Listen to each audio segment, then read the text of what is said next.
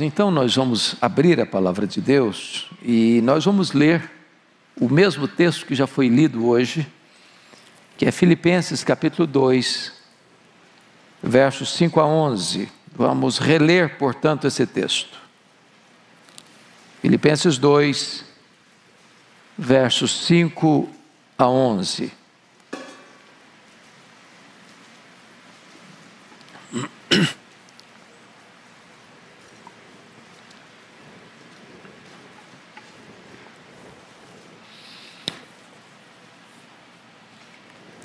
O texto diz o seguinte: tende em vós o mesmo sentimento que houve também em Cristo Jesus, pois ele, subsistindo em forma de Deus, não julgou como usurpação o ser igual a Deus, antes a si mesmo se esvaziou, assumindo a forma de servo, tornando-se em semelhança de homens e reconhecido em figura humana.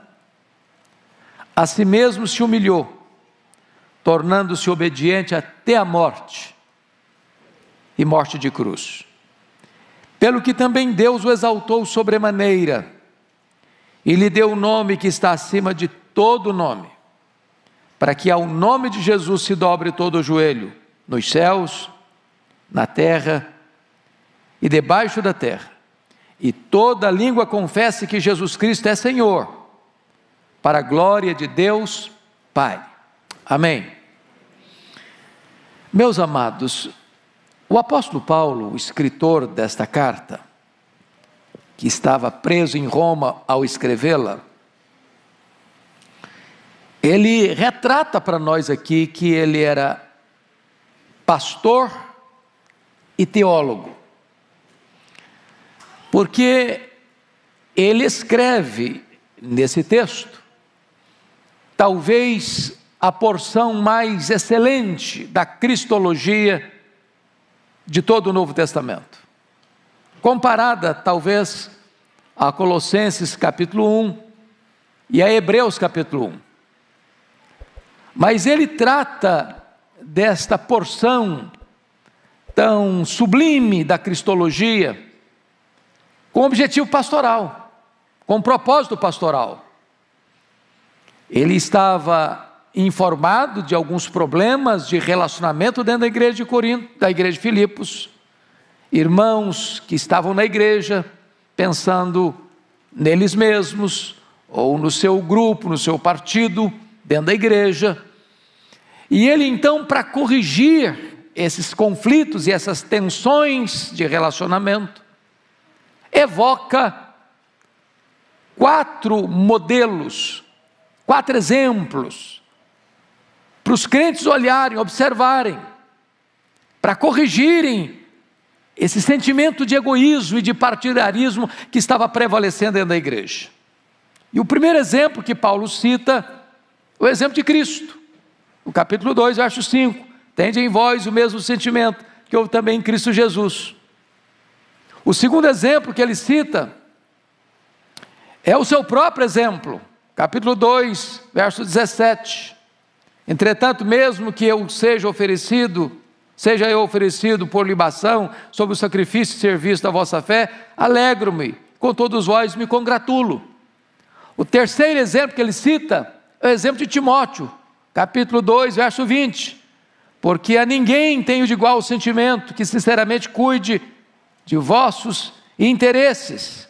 E o quarto exemplo que ele cita é o exemplo de Epafrodito, capítulo 2, verso 30. E visto que por causa da obra de Cristo chegou ele às portas da morte, se dispôs a dar a própria vida para suprir a vossa carência de socorro para comigo. Se vocês notaram, nos 4 exemplos que ele cita, o de Cristo, o dele mesmo, o de Timóteo e o de Epafrodito, a postura foi de abnegação, foi de autossacrifício, foi de pensar no outro mais do que pensar em si mesmo. E não há uma outra maneira de você corrigir tensões de relacionamento, seja no casamento, seja na família, seja na igreja, seja no trabalho, ou em qualquer área da sociedade, senão esse sentimento de pensar no outro antes de pensar no eu. Bom, então Paulo, para lidar com esta questão pastoral, ele traz à tona para nós o máximo, o superior exemplo de Cristo.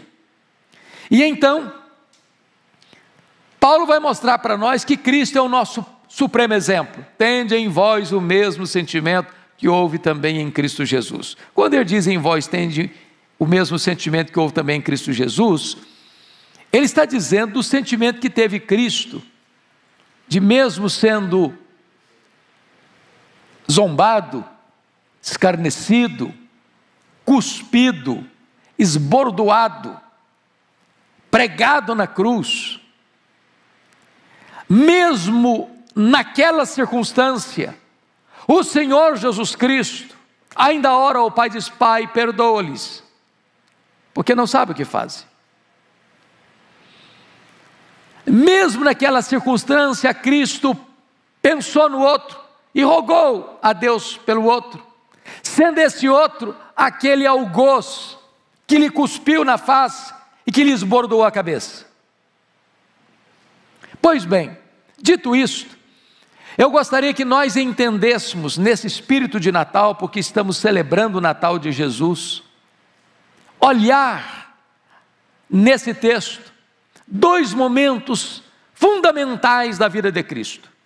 A primeira delas, ou o primeiro momento deles, foi a humilhação de Cristo. Vejam vocês comigo alguns degraus dessa descida.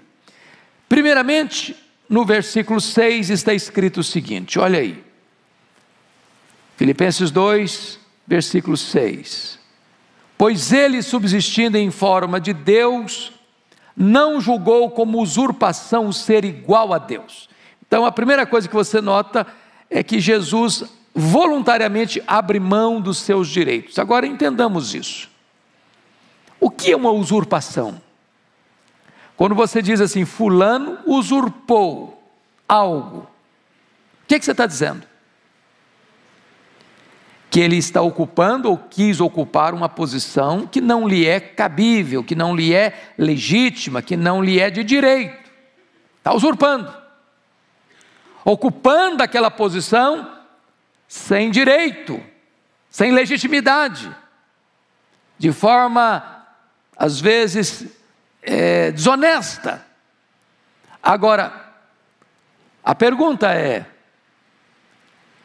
Jesus era Deus? E a resposta é sim, ele era Deus. Antes que houvesse mundo, ele era Deus. Antes da criação do universo, ele era Deus. Antes que existisse todas as coisas, ele já tinha plena comunhão e honra e glória com o Pai, lá nos refolhos da eternidade.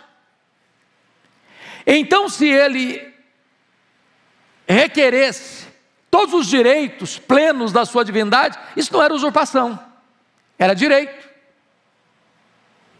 Mas mesmo tendo direito, ele abre mão, ele renuncia direitos, para mostrar para nós o máximo exemplo de renúncia e de abnegação. E claro que Paulo aplica isso à questão pastoral de relacionamentos, porque qual a maior causa dos conflitos nossos relacionais? Não, mas eu estou no meu direito, mas eu não abro mão do meu direito, mas eu não cedo, mas eu não perdoo, fui eu que fui humilhado, fui eu que fui prejudicado, fui eu que fui injustiçado. Agora vamos entender que ele, subsistindo em forma de Deus, não julgou como usurpação ser igual a Deus. O anjo de luz, Lúcifer, sendo criatura e a mais exaltada delas, não se contentou em ser criatura, quis ser igual ao Criador. Ou o homem, Adão, colocado no Éden, como gestor de toda a obra da criação, sobre as aves do céu, sobre os animais da terra, sobre os peixes do mar. Ele não se contentou em ser líder, ele quis ser igual a Deus. E Jesus, sendo Deus, não julgou como usurpação ser igual a Deus. Então a primeira coisa que Paulo trata para nós acerca de Cristo é que Ele é o máximo exemplo para nós de renúncia, de abrir mão de direitos. Agora vamos ao segundo degrau desta descida, desta humilhação. Veja você comigo, no versículo 7. Antes a si mesmo se esvaziou. Agora preste bem atenção no termo. Ele não foi esvaziado, ele se esvaziou. Ninguém tinha poder de esvaziá-lo, ele se esvaziou. Mesmo quando os homens o chamaram de endemoniado, de beberrão, isso não o atingiu, isso não o afetou, isso não mudou a natureza dele. Se as pessoas falarem mal de você, ou acusarem você, tem duas opções: ou isso é verdade ou isso é mentira. Se falarem mal de você, se for mentira, isso não atinge você, é mentira. Se as pessoas falarem mal de você e elas tiverem razão, você não tem que ficar irritado, porque elas têm razão, é verdade. Não era o caso de Cristo. Os homens chamaram a Jesus de endemoniado, de beberrão. Isso não afetou porque ele não era isso. Ninguém pode esvaziá-lo, mas ele a si mesmo se esvaziou. Agora, o que significa isso? Que ele abriu mão da divindade dele? Não. Ele nunca deixou de ser Deus. Porém, ele abre mão de privilégios. Daquela honra e glória que ele tinha com o Pai antes da fundação do mundo, de estar lá na glória, cercado de anjos, querubins e serafins que o adoravam e o serviam. E ele se esvazia, sendo ele transcendente, nem os céus dos céus podendo contê-lo, e ele se esvazia a ponto de se transformar num zigoto, num embrião, num feto, num bebê que nasce de uma virgem, enfaixado em panos, deitado numa manjedoura. Ele se esvazia a ponto de, sendo santo, se fazer pecado, sendo bendito eternamente, se fazer maldição, de não tendo nenhum ponto de culpa em relação à lei, assumindo o nosso lugar, carregando sobre o seu corpo no madeiro os nossos pecados, ter que sofrer a sanção da lei, porque o salário do pecado é a morte, e ao se fazer pecado por nós, a morte, a lei exigiu a morte dele. Tudo isso está embutido nessa palavra, a si mesmo se esvaziou. Renunciou suas riquezas, sendo rico, diz 2 Coríntios 8:9, ele se fez pobre, criador e dono de todas as coisas, nasceu num berço pobre, foi deitado numa estrebaria, cresceu numa carpintaria, não tinha onde reclinar a cabeça e morreu numa cruz. Precisou de um túmulo emprestado para ser sepultado. Ele se submete plenamente ao Pai, para cumprir a vontade do Pai. Ele se esvaziou. E a pergunta eu lhe faço agora, aplicando pastoralmente, porque era essa a intenção do apóstolo Paulo, nas lidas, nas tensões e conflitos interrelacionais com as pessoas, eu pergunto a você, quando foi que você renunciou? Quando foi que você abriu mão de alguma coisa? Quando foi que você não reivindicou os seus direitos e abriu mão? Cristo é o nosso exemplo. Mas Cristo desce a um terceiro degrau. Olha comigo o versículo 7. Ele não só se esvaziou, mas ele assumiu o quê? A forma de servo. Haviam 3 palavras no grego para servo: a palavra diáconos, a palavra doulos e a palavra ripereta. O servo era o doulos, era o escravo da orelha furada, propriedade do seu dono. E ele sendo o rei dos reis, e ele sendo o senhor dos senhores, ele se esvazia a ponto de se transformar um servo. E ele deixou isso claro: eu não vim para ser servido, eu vim para servir. E ele inverte a pirâmide, porque no mundo, quem é importante? É quem tem muitas pessoas a seu serviço. E a pirâmide do reino de Deus está de ponta cabeça, porque agora o mais importante é o servo de todos. Se você quer ser grande no reino, você vai ter que servir, porque o seu Senhor veio para servir. Me permita um exemplo bíblico para ilustrar. Lá no cenáculo, quando os discípulos estavam ao redor da mesa para participar da Páscoa, não se assentava à mesa sem lavar os pés, sem lavar as mãos, até porque eles não tinham sapatos fechados como os nossos, e as estradas eram empoeiradas, até porque Jerusalém está dentro de um deserto. Certamente as ruas não eram asfaltadas, e quando se assentaram, tinha até uma bacia, tinha até água, tinha até toalha, mas não tinha nenhuma disposição de nenhum dos discípulos de exercer o papel de doulos, de servo. E eles se assentaram à mesa assim mesmo. E na medida em que eles sentaram, eles começaram a conversar entre eles, quem era o maior, quem era o mais importante, quem tinha mais prestígio. Esse é o papo do ser humano, não? Feira de vaidades, passarela das vaidades.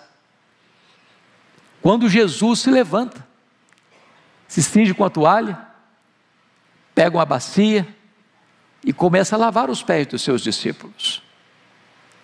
E eu imagino o constrangimento. A Bíblia não conta todo o registro, porque ela não tem esse propósito de descer a detalhes, mas destaca, por exemplo, a reação de Pedro. Tu me lavarás os pés a mim? E Jesus diz: o que eu faço agora tu não entendes, entendê-lo-ás depois. E ele, perplexo, chocado, disse: não me lavarás os pés, eu não vou permitir isso, que tu te humilhes a esse ponto. E Jesus disse: se eu não te lavar os pés, tu não tens parte comigo. E ele responde: então o senhor lava os pés, o senhor lava as mãos, o senhor lava a cabeça. Aí Jesus: você não está entendendo nada, todos vocês estão limpos, exceto um que era Judas Iscariotes, só basta lavar os pés.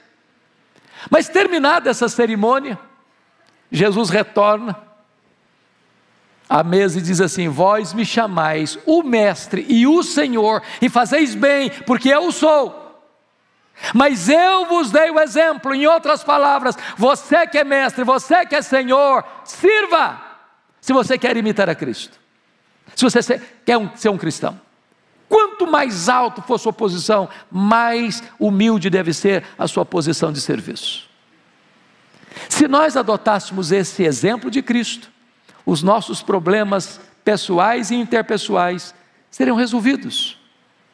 A vaidade estaria fora de cena e a humildade assentada no trono. Mas Jesus vai além e desce ao último degrau da humilhação. Confira comigo o versículo de número 8. a si mesmo se humilhou, tornando-se obediente até a morte, e morte de cruz. Meus irmãos, aqui é o último degrau da humilhação, porque a Bíblia diz que a morte de cruz era uma morte o quê? Maldita. Só os malditos, a pior classe de gente, recebia esse tipo de morte, de penalidade. E Jesus Cristo entra no mundo com essa consciência, com esse entendimento, de que Ele veio para morrer. Ele não foi pego de surpresa, Ele não foi surpreendido, a morte dele não foi um acidente. Ele profetizou não só que Ele ia morrer, mas como Ele ia morrer. Ele caminhou para a cruz conscientemente, deliberadamente, entendendo que ninguém tinha poder de tirar a sua vida, Ele voluntariamente a deu. E Ele sabia por que Ele estava dando a sua vida. Ele estava dando a sua vida para resgate do seu povo. Ele entendia que a cruz não seria um fracasso, uma derrota, mas seria a partida, o êxodo, a libertação do seu povo, onde as algemas seriam quebradas, onde as grades de ferro seriam rompidas e onde o seu povo seria liberto.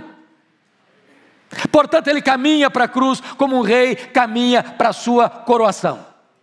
Bendito seja Deus por essa postura de sacrifício do Senhor Jesus Cristo.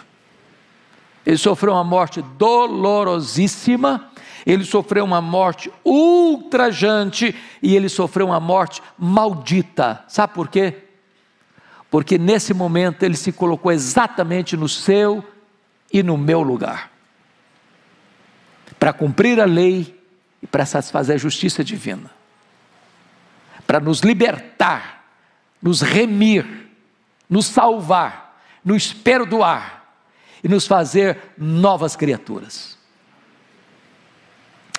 Pois bem, queridos, notem vocês que Paulo trabalha em sua maneira tão linda, porque é o texto em que Paulo lida com as duas vertentes, com a humilhação, os degraus da humilhação e agora os degraus de subida, da exaltação dele. Então preste atenção como é que Paulo lida com isso. Versículo 9. Pelo que também Deus o exaltou sobremaneira. Exaltou sobremaneira na língua grega é uma única palavra. A ideia aqui é que ele foi exaltado a uma posição onde não tem como exaltar mais. Quando você exalta um homem, é possível ainda exaltá-lo mais. Por mais exaltado que ele seja, é possível subir um pouco mais essa escalada. Pois Jesus foi exaltado a uma posição que não tem como exaltá-lo mais. Já está em grau superlativo. Já foi exaltado ao máximo. Agora, notem, quando se tratou de esvaziamento, foi Ele quem se esvaziou. Ele não foi esvaziado. Mas quando se trata de exaltação, não foi Ele quem se exaltou, foi o Pai quem o exaltou. Isso é um princípio maravilhoso.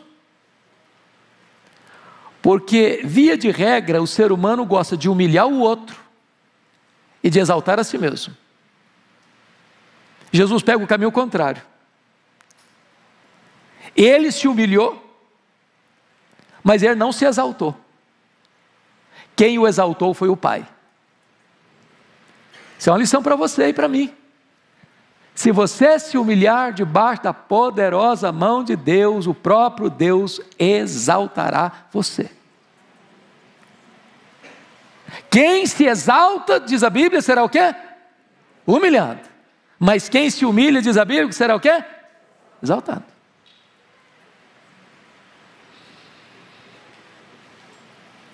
Agora, talvez você pergunte, de que maneira Deus o exaltou sobremaneira? Quais são os passos dessa exaltação? Primeiro, Deus o ressuscitou. Segundo, ele foi ascendido às alturas, aos céus. Terceiro, ele assentou-se à destra da majestade.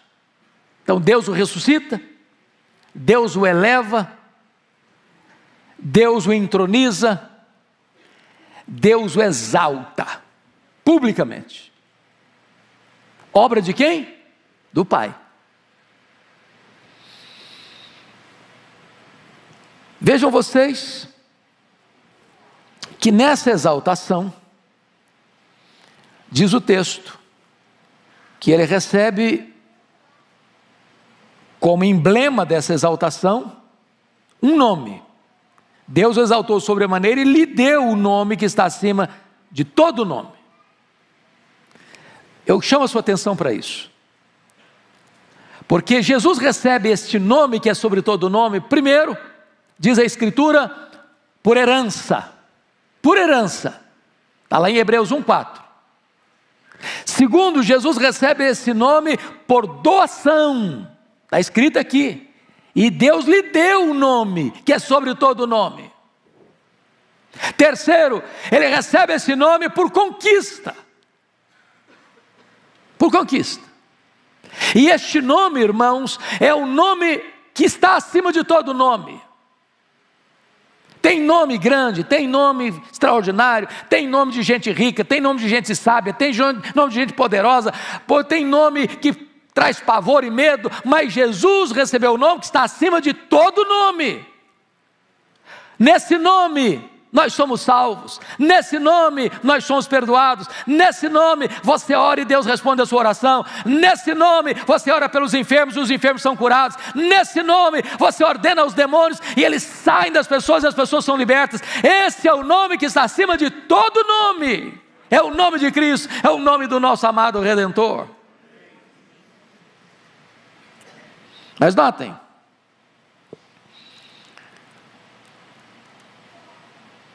no versículo 10, Paulo diz, para que ao nome de Jesus se dobre todo o joelho nos céus, na terra e debaixo da terra. Aqui este nome também, na exaltação, exige aqui uma rendição de todos.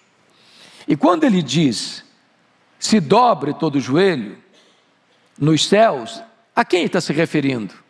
Aos seres angelicais. Na terra, a quem ele está se referindo? Aos seres humanos. Debaixo da terra, a quem está se referindo? Aos demônios. Em outras palavras, não há possibilidade, nem nos céus, nem na terra, nem debaixo da terra, existir alguém que tenha poder de resistir à autoridade do nome, suplantar a autoridade do nome, porque diante desse nome, todo o joelho precisa se dobrar. Os anjos se dobram, os homens se dobram e os demônios se dobram.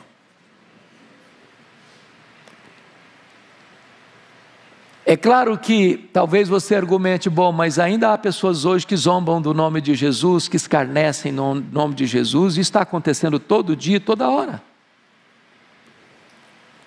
Na mídia, na imprensa, na literatura, no teatro, nas passarelas de carnaval, nos parlamentos, nas cortes, entre as nações. Talvez hoje você diz, mas parece que isso aqui não está acontecendo, porque o nome de Cristo é escarnecido todo dia, é zombado todo dia.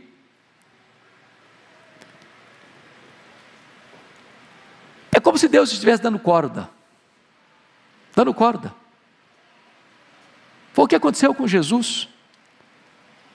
A hora das trevas é a hora em que os homens pensam que estão no poder e cospem Jesus. E chutam Jesus. E cravam a cabeça, uma coroa de espinho na cabeça de Jesus. E esbordoam Jesus. E zombam de Jesus. Mas, amados irmãos, a hora das trevas tem hora para começar e tem hora para terminar. até o momento que Deus vai dizer: basta, chega, chega. E aí, os poderosos deste mundo, os grandes deste século, vão entrar num processo total de pânico, de desespero, de pavor, porque eles estarão diante deste, que recebeu o nome que é sobre todo nome, quando ele em majestade e glória vai se manifestar, como juiz de vivos e de mortos, e todos, grandes e pequenos, terão que comparecer, e terão que ser julgados. E a cena do juízo é tão dramática que os homens vão querer que os montes caiam sobre eles. Eles, com as pernas bambas, vão querer se esconder nas cavernas mais escuras. E eles vão querer fugir da própria morte, mas a morte vai fugir deles. E eles vão ter que enfrentar o Senhor, o nome sobre todo nome, que vai julgá-los com reta justiça. E todos que zombaram, que escarneceram, que não voluntariamente se curvaram, vão ter que necessariamente se curvar diante de Jesus, e toda língua vai ter que confessar que Ele é Senhor, para a glória de Deus Pai. E o diabo será lançado no lago do fogo, e o anticristo será lançado no lago do fogo, e o falso profeta será lançado no lago do fogo, e a morte será lançada no lago do fogo, e o diabo também lá no lago do fogo, e todos os ímpios cujos nomes não estão escritos no livro da vida, no lago do fogo serão lançados, e o seu nome, o nome de Jesus, será proclamado pelos séculos dos séculos. Ele é o Senhor, e todo joelho vai ter que se dobrar, e toda língua vai ter que confessar que Ele é Senhor, para a glória de Deus Pai. Essa é a verdade, irmãos, tão sublime que Paulo está nos apresentando. Mas notem vocês que esta exaltação, ela tem que ser não só reconhecida, mas ela vai ter que ser proclamada. Porque o texto diz: e toda língua confesse. Não é só o joelho dobrando, não, é língua confessando. E preste atenção que isso é lá do começo da história, viu? Pensa nos faraós do Egito. Pense comigo nos grandes potentados dos grandes impérios: Senaqueribe, Nabucodonosor, Ciro o Grande, Dario I, Alexandre o Grande. Pense comigo nos Césares de Roma. Pense comigo em Hitler, em Stalin, Mao Tse Tung, Karl Marx. Nos déspotas, nos facínoras, nos filósofos ateus, nos zombadores, nos escarnecedores, nos piadistas, que fazem troça e chacota do nome de Jesus. Eles não só vão ter que ajoelhar, eles vão ter que confessar que Jesus Cristo é Senhor, para a glória de Deus Pai.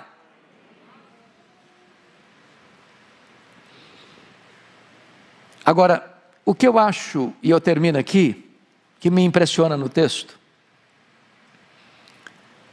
é que a exaltação de Jesus é concluída no momento em que Ele, ao receber toda a glória, devolve a glória para o Pai.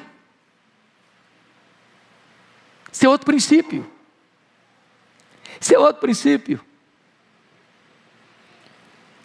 Às vezes alguém reconhece o seu valor, proclama seus feitos,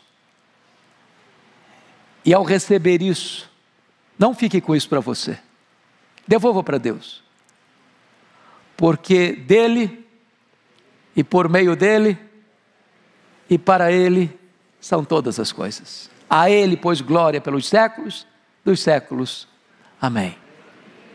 Que Deus nos ajude neste tempo de Natal, de celebração,